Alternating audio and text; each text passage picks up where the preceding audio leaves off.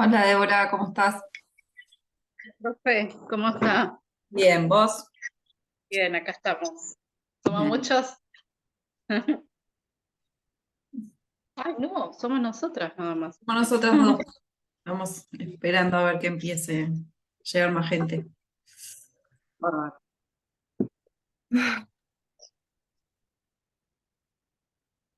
¿Es de tomar mate, profe? A veces, pero como no me cae siempre muy bien, si estoy medio mal de la panza no tomo, pero me gusta.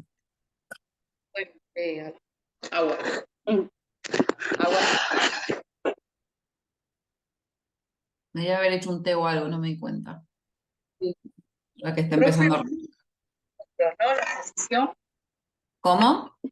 Mañana tenemos nosotros la exposición. Ujú. Así es. Ya está, ya tenemos todo. Muy bien. Muy bien. Vamos a ver. Ah,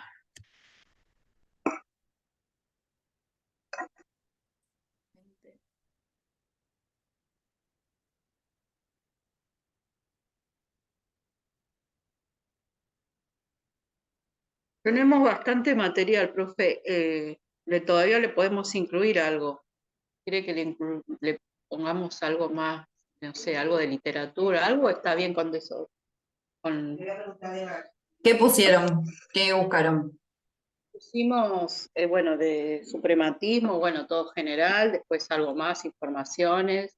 Vamos a hablar de los cuadros más importantes, las ideas principales de Hoffman y Bürger y, eh, bueno, hacemos el cierre con como lo dijo Malevich, como lo puso ahí Malevich, pero bueno, tenemos que hablar, hablamos bastante de los cuadros, las obras de arte, buscamos la, ¿Los pósters?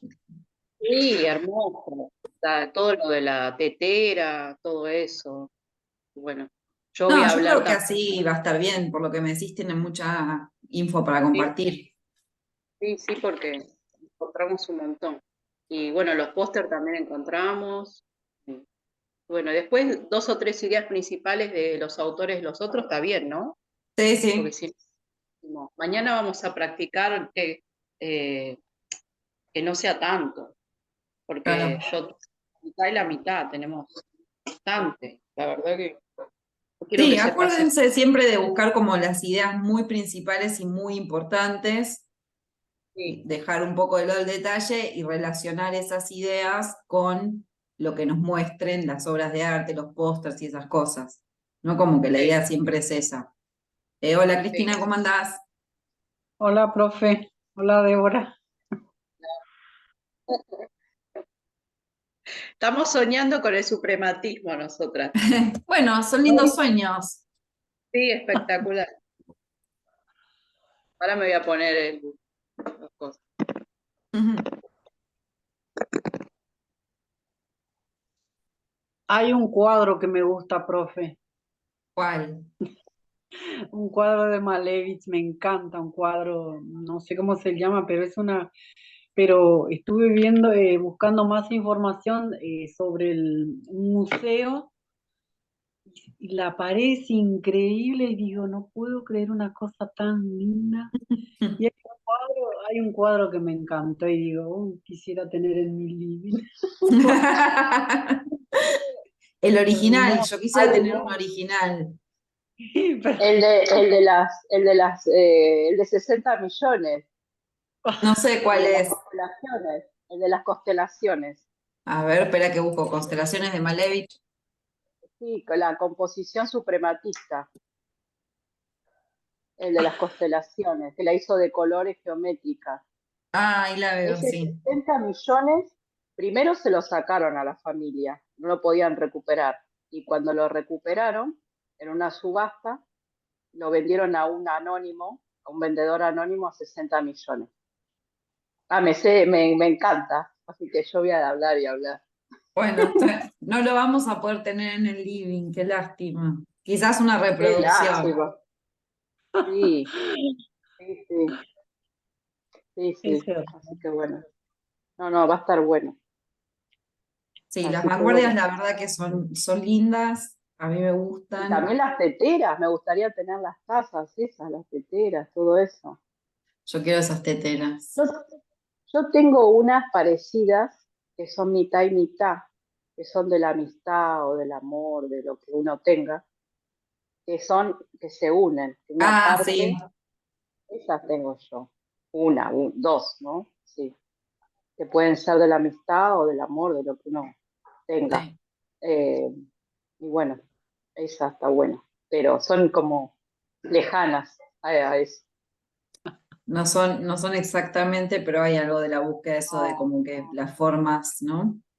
Sí, sí, sí, pero se venden allá en Europa, las de Malevich, como unas imitaciones, así con los dibujos de él y todo. Ah, mira, eso Sí, sí, se estaría bueno venden, tener. están en euros. Yo las busqué por Amazon.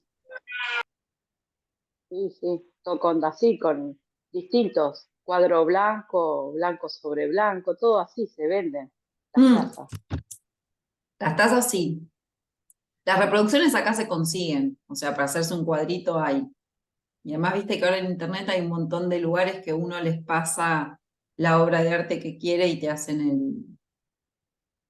lo imprimen como lámina que se puede Ah, ahí colgar. tenés, sí, ahí tenés, para tu lámina. Esta Cristina, te lo puedes hacer, mandar a hacer. Ay, eso no sabía, profe. Sí, hay muchos lugares como imprentas y lugares así que uno les manda, tenés que conseguir una imagen de buena reproducción, de buena calidad de píxeles y el tamaño y te lo hacen en el tamaño que vos pedís. Ah, mira, no sabía. Con Sí, eso te porque puedes. me quedé me quedé enamorada de ese cuadro. Es Bueno, y si no, tirá hermoso, la onda, no sé, cuando es tu cumpleaños o algo, tirá la onda para que alguien de tu familia te lo regale o algún amigo o amiga. porque tiene todo como un lineamiento así, una forma, y digo, "Es algo que no, nunca vi algo así. Y además, Es ¿viste cuál es la hermoso. diferencia entre, o sea, verlo y verlo sabiendo un poco, ¿no? Claro. De qué era lo que buscaba, porque por ahí si no lo ves y decís, bueno, sí, qué lindo los colores o lo que sea, pero ya habiéndote metido en tema, que entendés uno entiende un poco más lo que estaba haciendo, lo que querían hacer y eso está buenísimo. Hola Gabriela, vi Sí, tu chat. Eso.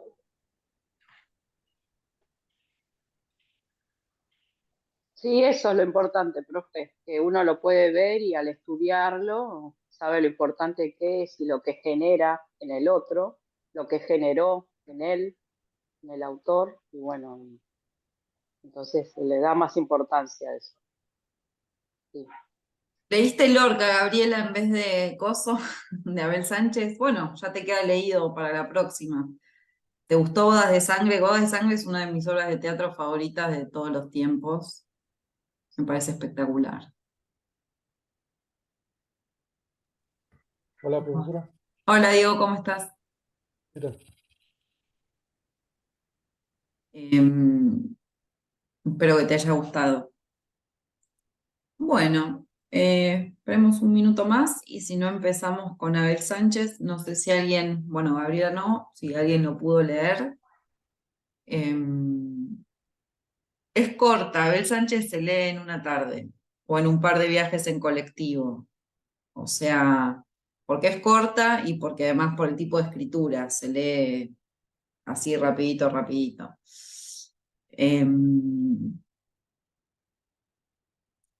pero bueno, ahora Veamos, pongo el presente de los que están ahora. Bien. ¿Sí? Tengo que hacer el ejercicio, ¿no? La comprobación. Sí, ahí te lo paso. Bueno,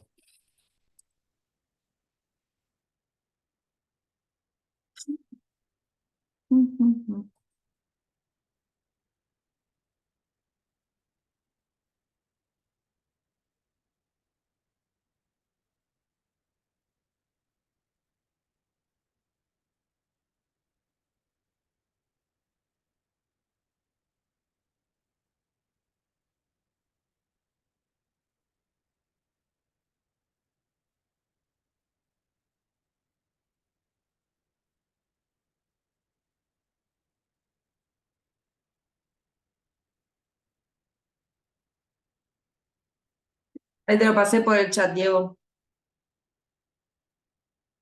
listo, ahí me fijo.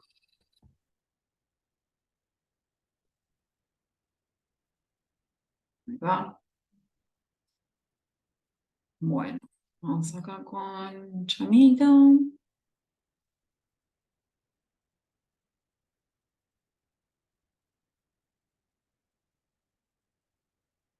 Bueno, mientras esto va avanzando. La novela de la novela Abel Sánchez de Miguel Unamuno, es importante que pensemos esto que yo les venía mencionando, que era breve, que era bastante dialogada, que el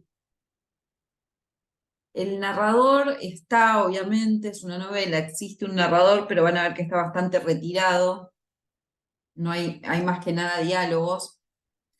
Todo esto obedece a una idea que tenía Unamuno, que era el de crear como una especie de subgénero dentro de la novela que se llamaba Nivola, con B corta, ¿no? En vez de novela, Nivola. Las nivolas entonces tenían esta característica que era lo que a él le interesaba, ¿no? Como es una escritura bastante directa, una escritura donde el narrador solamente opera funciones básicas y necesarias para que la historia se desarrolle y se da más que nada a partir de los diálogos entre los personajes. Él escribió varias de este estilo. La tía Tula es otra que es conocida, Niebla es otra que es conocida. Y la idea atrás de esta nueva forma tenía que ver con que los lectores en un punto pudieran hacerse una idea propia de lo que se presentaba. Porque si nosotros pensamos que en las novelas, por ejemplo, o en los cuentos, ¿no? En el género narrativo, los narradores siempre en un punto a nosotros los lectores nos hacen ver las cosas como el narrador quiere, ¿no? Porque el narrador, aquel que narra un relato, primero que decide en quién focalizarse, ¿no? Los narradores en general se pueden focalizar en el personaje principal, pueden contar ciertas cosas y no contar otras, pueden contarnos lo que piensan algunos personajes, pueden darnos algunas opiniones, y todo esto hace que nosotros, casi sin darnos cuenta, cuando estamos leyendo algo de género narrativo, ya sea una novela, un cuento, algo por el estilo, tomemos partido o tengamos la misma perspectiva que tienen los narradores. Y en un punto, esa es una construcción que hace el escritor, ¿no? Entonces Unamuno lo que quería era un poco cortar con eso, poner un narrador que fuera solamente lo mínimo y necesario, porque esa es una forma de que los lectores tomen sus propias posiciones frente a lo que se está relatando. Es una forma entonces de buscar un lector que se forme sus opiniones, piense un poco en lo que está leyendo y decida si cree o no en lo que se está diciendo o qué le parece lo que se está diciendo. Y Abel Sánchez entonces tiene que ver con esto, ¿no? Con estas nivolas que escribía Unamuno, y con este objetivo. Básicamente es un lector que sea más autónomo y cree su propia lectura sobre lo que está leyendo.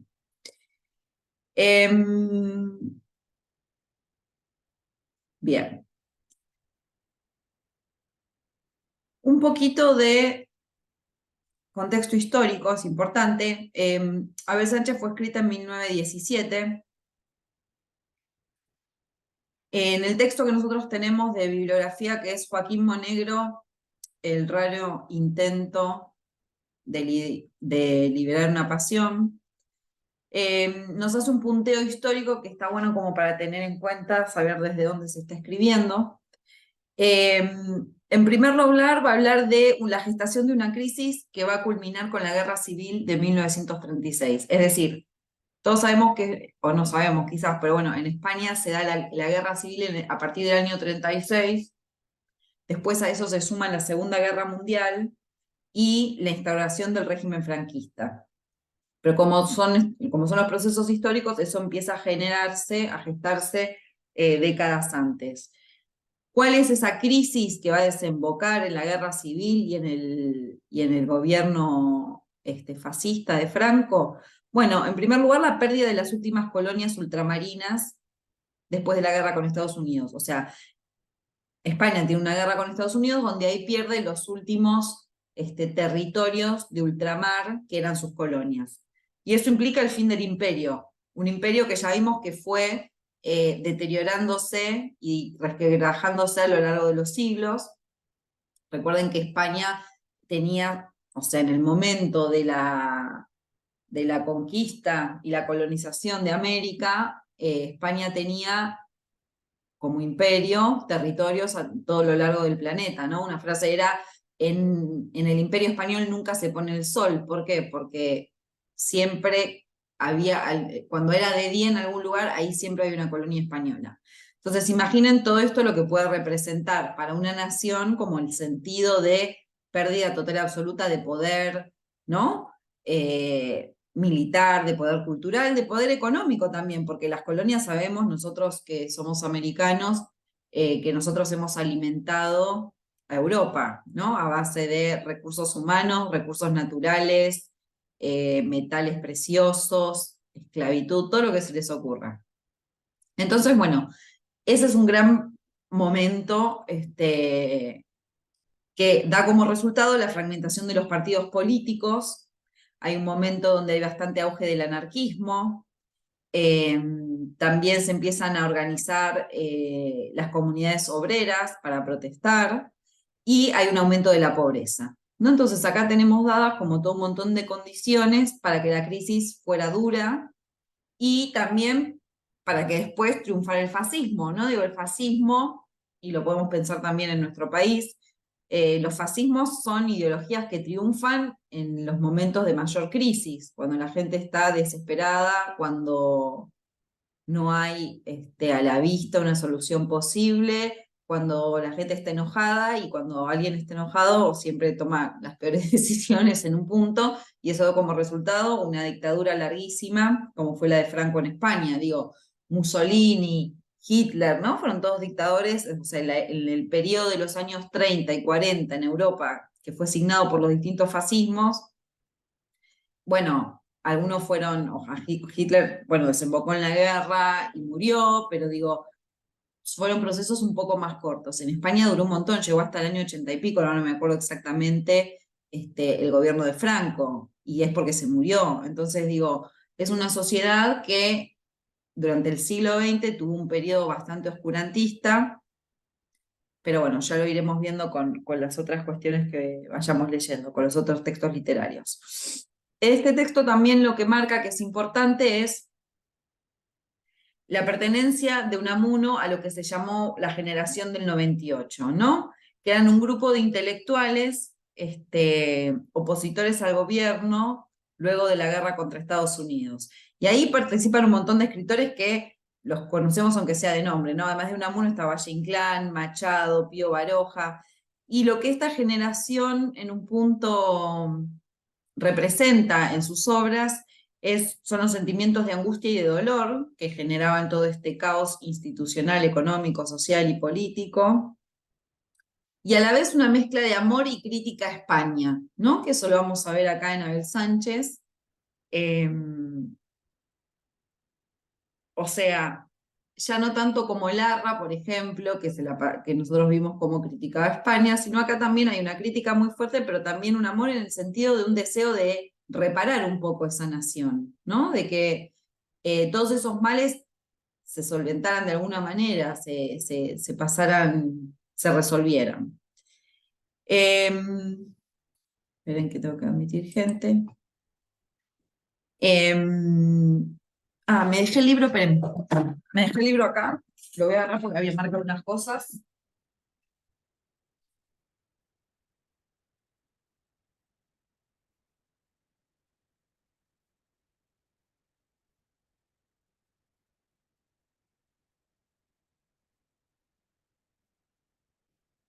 Lo tengo. Bien.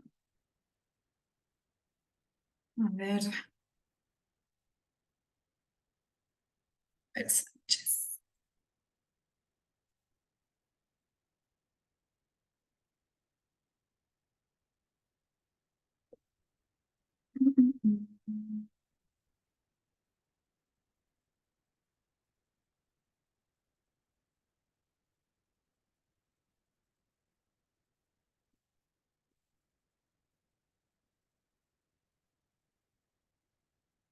A ver qué habla, porque estoy con el ebook que tarda, obviamente.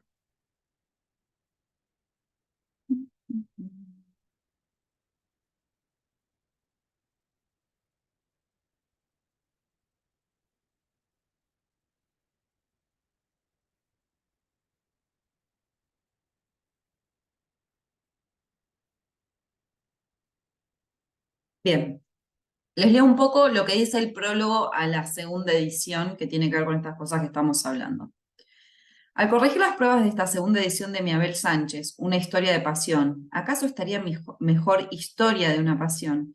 Y corregirlas aquí, en el destierro fronterizo, a la vista pero fuera de mi dolorosa España, he sentido revivir en mí todas las congojas patrióticas, las que quise liberarme al escribir esta historia congojosa.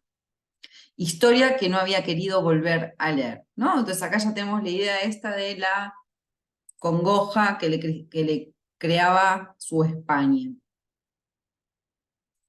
Dice, la primera edición de esta novela no tuvo en un principio dentro de España buen suceso. Perjudicóle sin duda una lóbrega y tétrica portada alegórica que me empeñé en dibujar y colorear yo mismo, pero perjudicóle acaso más la tétrica lobreguez del relato mismo. Si no la han leído, es una novela oscurísima, que está todo el tiempo metiendo como el dedo en la llaga una y otra vez. Y dice, el público no gusta que se llegue con el escalpelo a hediondas cimas del alma humana y que se haga saltar pus. Bien desagradable la metáfora, ¿no? Pero también tenemos que pensar que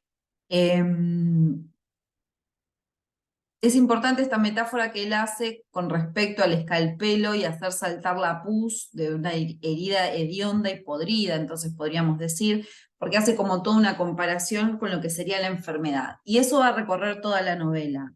La envidia, que es el problema que tiene Joaquín Monegro, ¿sí? Es como una especie de enfermedad que lo toma Joaquín y que no lo deja vivir en paz y que lo que hace es odiar todo el tiempo, ese odio y esa envidia. Y en Joaquín entonces lo que se podría pensar es que es una especie de alegoría de lo que sucede en España, ¿no? Él lo que va a decir es eso, justamente que en España la enfermedad que carcome a la España es la envidia y el odio. Entonces van a ver que en la novela hay un montón de metáforas que tienen que ver con el mundo de la enfermedad, de lo médico, ¿sí? Como aparece acá al principio. Bien, después,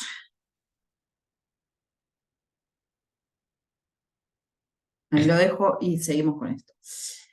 Bien, entonces Unamuno pertenecía a esta generación del 98, donde vimos que lo que los motivaba o las cuestiones con las que ellos lidiaban en sus obras tenía que ver con la crisis española y los sentimientos de angustia y de dolor que esta crisis les provocaba. Entonces, hay una especie de idea o de tesis que tiene Unamuno que dice que se puede conocer la intimidad española a través de los pueblos, de la infrahistoria del hombre hispánico, ¿sí? Entonces eso es lo que él va a hacer a través del personaje de Joaquín Monegro. Él va a hacer una especie de disección, para seguir con la metáfora médica, del problema español, ¿sí? Entonces es todo bastante transparente. Cuando lean la novela, los que no la leyeron se van a dar cuenta, que es bastante transparente, que todo lo que le pasa al personaje de Joaquín y todo lo que piensa el personaje de Joaquín, en realidad está pensado como un reflejo de los males que aquejan a la sociedad española. Entonces el autor dice que, bueno, que hay dos temas principales. Yo no sé si estoy tan de acuerdo, pero bueno, este autor dice que hay dos temas principales, que por un lado tenemos a la envidia, ¿sí? Que es lo que va a regular todo el relato, y que dice que esa envidia es vivida como una pasión, ¿no? Una palabra que en realidad la tenemos que tomar desde el lado más religioso, ¿no? Como aquella emoción o sentimiento movilizador, no como pasión más como lo entendemos nosotros ahora, sino como una pasión como la pasión de Cristo, ¿no? En ese sentido. Y lo que él va a decir es que esta envidia, que es una pasión, es claramente el problema español. Y que para Unamuno esto lo que lleva es a un enfrentamiento fratricida, ¿no? A la guerra civil. O sea, la novela, o Nivola, como les dije que era este género, fue escrita en 1917, es decir, se adelanta en el 36, recién comienza la Guerra Civil Española, pero ya podemos ver entonces que se están gestando como estos enfrentamientos o estas ideas de enfrentamiento dentro de la España misma, ¿no? Sabemos que las guerras civiles, sobre todo en Europa, en esos lugares ya para el siglo XX, no eran una cuestión tan común. Nosotros tuvimos guerras, no guerra, pero parecido en el siglo XIX, ¿no? Entre unitarios y federales y cuestiones por el estilo. Pero en España vamos a estar como de los franquistas, ¿no? Y entonces va a ser una guerra realmente entre hermanos y fratricida. Y acá, si bien no está la figura del hermano, sí vamos a tener la figura de Abel, que es el otro protagonista, que no es hermano de Joaquín, sino que son amigos desde la infancia, entonces tienen una relación que puede ser un poco pensada como de hermanos, pero además también, y acá es lo que dice el autor, que es el segundo tema, que lo que aparece está todo regido por el relato bíblico de Caín y de Abel, ¿no? Que sí eran hermanos. Y tenemos que pensar eso, lo vemos en el nombre, o sea, Abel es transparente, Abel Sánchez, y Joaquín es Caín, ¿no? O sea, la terminación del nombre de Joaquín está haciendo juego claramente a esta referencia. Entonces ya esta idea de fratricidio, no porque ellos se vayan a matar, o bueno, al final, que es una cosa medio rara, pero la idea está de una relación más bien de hermanos y no tanto de amigos. Y también se puede mencionar, aunque también nos estaríamos adelantando un poco en lo que sería el tiempo, pero no tanto si vamos después al siglo XIX, la idea de que es una novela existencialista, porque la envidia en Joaquín toma rasgos de una pasión, según Unamuno, pero a la vez la podemos pensar como un rasgo existencialista, es decir, toda la existencia de este personaje está absolutamente tomada por la vivencia de la envidia, ¿no? Y esta es la envidia que lo va a constituir como ser. Él no sabe ser sin esa envidia. Todos sus actos, desde joven hasta su muerte, van a tener que ver con eso. En ese sentido lo podemos pensar como existencialista, aunque después recién en los años 40 el existencialismo de la mano de Sartre y de Camus y demás, ¿no? Va a tomar un poco por asalto las letras, especialmente en Francia, pero es algo que se podría en un punto decir. Bien, déjenme que busque acá. Acá estoy. Bien.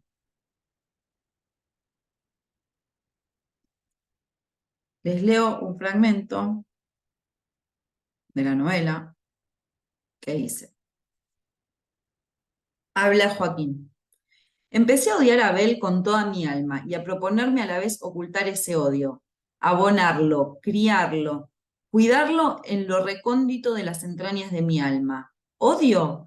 Aún no quería darle su nombre, ni quería reconocer que nací predestinado, con su masa y con su semilla. Aquella noche nací al infierno de mi vida. En este sentido hablaba yo de existencialismo, ¿no? O sea, hay un nacimiento biológico del personaje, pero hay un segundo nacimiento que es existencial en un punto, que tiene que ver con el nacimiento a la vida del odio. Y lo dice acá claramente, ¿no? Aquella noche nací al infierno de mi vida. Y en relación a lo que estábamos hablando de España y demás, ¿cuál es la postura que toma este personaje con ese odio? Es ocultarlo, abonarlo, criarlo, cuidarlo en lo más recóndito de las entrañas de mi alma. ¿Sí? Y dice, predestinado con su masa y con su semilla, ¿no? Es decir, es algo estructural que viene desde el interior mismo del personaje. Bien. Uy, se fue. Vamos de nuevo. Acá estamos. Bien. Pasando ahora al segundo texto que teníamos para leer. Voy a cambiar esto. El otro marcado que tengo acá.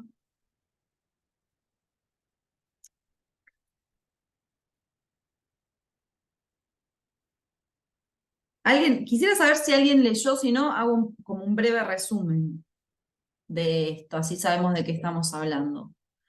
La Nívola trata entonces sobre la relación entre Joaquín Monegro y Abel Sánchez, que son amigos desde muy chicos, pero con distintas personalidades. Abel, según lo que relata la Nívola, siempre fue una persona de, no sé, esas personas que se relacionan fácil con los demás, que era popular en la escuela, que enseguida hacía amigos y qué sé yo.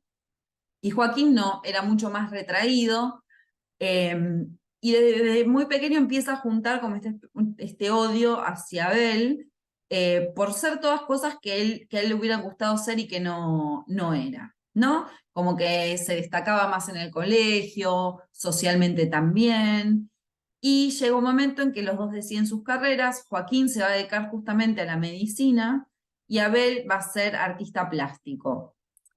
Y la cosa termina de irse totalmente al diablo cuando Joaquín estaba enamorado de una chica que era prima pero medio lejana de él, y le pide a Abel que le pinte el retrato. Y le dice a Abel que estaba enamorado de esta chica, qué sé yo. Esa chica no le daba ni 5 de bola, claramente, y cuando le va a hacer el retrato a Abel, ellos empiezan a tener una relación, y ahí se termina de armar el quilombo, porque Joaquín ya venía como juntando odio por Abel, y finalmente esto es la gota que derrama el vaso, eh, y entonces ahí ya el odio es incontrolable e irrefrenable. Ellos dos después se casan, Abel termina siendo un, ¿cómo se dice? Un muy conocido artista plástico. A Joaquín le va muy bien con su práctica de la medicina y atiende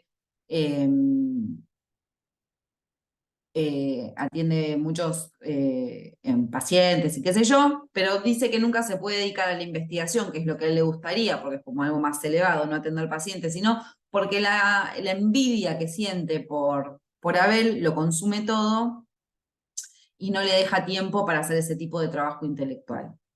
Entonces, bueno, Abel se casa con esta chica que es Helena, que hace referencia un poco a Helena de Troya, porque Helena es muy bonita, es una mujer que se sabe muy bonita, según como está descrita, puede ser considerada un poco vanidosa, y Joaquín, por su parte, se casa con Antonia, que es una mujer piadosa, que realmente representa la piedad religiosa, es una mujer muy devota y que sabe que Joaquín está tomado por pasiones oscuras, y sin embargo acepta que él es así, incluso intuye y después lo sabe que él quería a Helena, y sabe cómo es el odio que siente por Abel, y aún así lo acepta, y como que hace de su misión en la vida ayudarlo a pasar por estos malos tragos e intentar redimirlo de alguna manera a través de la religión, ¿no? Entonces tenemos a estos dos personajes masculinos que a su vez tienen dos parejas,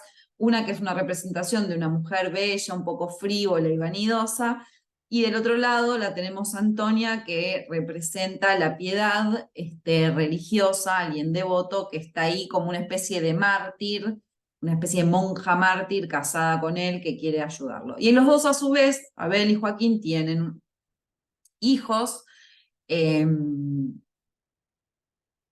Abel tiene a un hijo varón, Joaquín tiene una hija mujer, y estos dos hijos después van a terminar juntos, ¿sí? Es todo muy endogámico. Sí, Antonella, ¿cómo estás? ¿Qué quieres decir? Hola, profe, ¿cómo estás? Que yo había leído que en el de eso que adjuntaste hablaban de la hija, ¿no? Que al principio, claro, la madre se muestra sumisa y la hija al fin y al cabo parece no ser tan sumisa como la madre, pero termina cediendo en algún punto. O algo así leí en el ensayo. Sí, bueno, cuando leas el texto te va a quedar más claro, pero la cuestión es que Joaquín quiere que su hija, Joaquina, se llama la hija, se case con el hijo de Abel, y ella no sé si tanto le interesa o no, pero se da cuenta que ahí se está jugando algo importante, ¿no? Que tiene que ver con esa historia familiar turbia del odio de su padre, y más que nada decide hacerlo por ayudar al padre. Ella también se pone en la posición de la madre, como que están esas dos mujeres ahí Por eso. intentando rescatarlo, sí, de sí mismo, a Joaquín. Lo cual, leído desde hoy, es tremendo, ¿no? Porque los lugares de estas mujeres, sobre todo las mujeres de Joaquín, son aguantarse a este tipo que es infumable y en un punto intentar salvarlo, aunque él no tenga tanto interés en salvarse.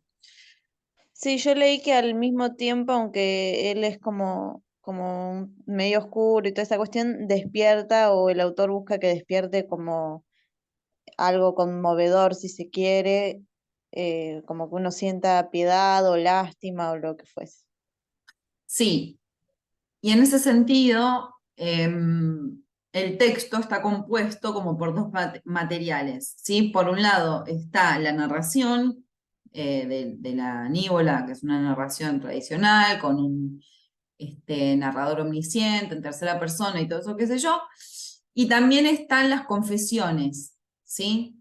Que son textos escritos en primera persona por Joaquín, que decide escribir esas confesiones como en un punto, escribirse a sí mismo, para dejar para su familia, tanto para su hija como para su nieto, porque los hijos de Abel y de Joaquín se casan y tienen un hijo, ¿no? Que es el nieto, que también va a ser obviamente motivo de disputas, porque Joaquín se pone celoso, porque lo prefiere a Abel, al abuelo Abel, y está, o sea, Joaquín es infumable, ya lo van a ver.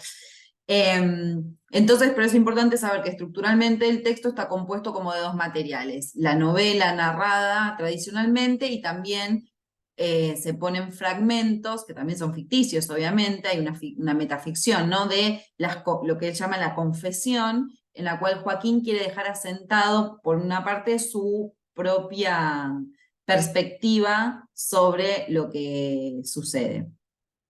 El texto entonces tiene, les dije, a nivel como metafórico podemos pensar la idea esta que hablamos de la enfermedad, ¿sí? Todas las metáforas médicas que tienen que ver en relación con esto, que no nos tienen que extrañar porque todavía funciona un poco el imaginario positivista, ¿no? De pensar, de hacer constantemente paralelos entre cuestiones sociales como un cuerpo enfermo, ¿no?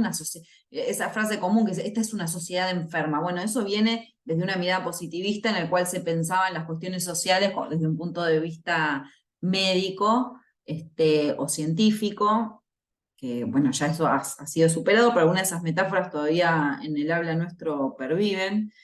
Y por el otro también hay toda una serie de metáforas que tienen que ver con el frío, con lo helado, ¿no? Que él constantemente habla, cuando le van pasando distintas cosas, Joaquín habla de tener el corazón helado, de sentir hielo y cuestiones por el estilo. Yo acá tengo una frase que marqué también en el texto, cuando se entera de que ellos dos se van a casar, ¿no? Y dice, en los días que siguieron a aquel en que me dijo que se casaban, escribió en su confesión Joaquín, es decir, este es un fragmento de la confesión, sentí como si el alma toda se me helase, y el hielo me apretaba el corazón.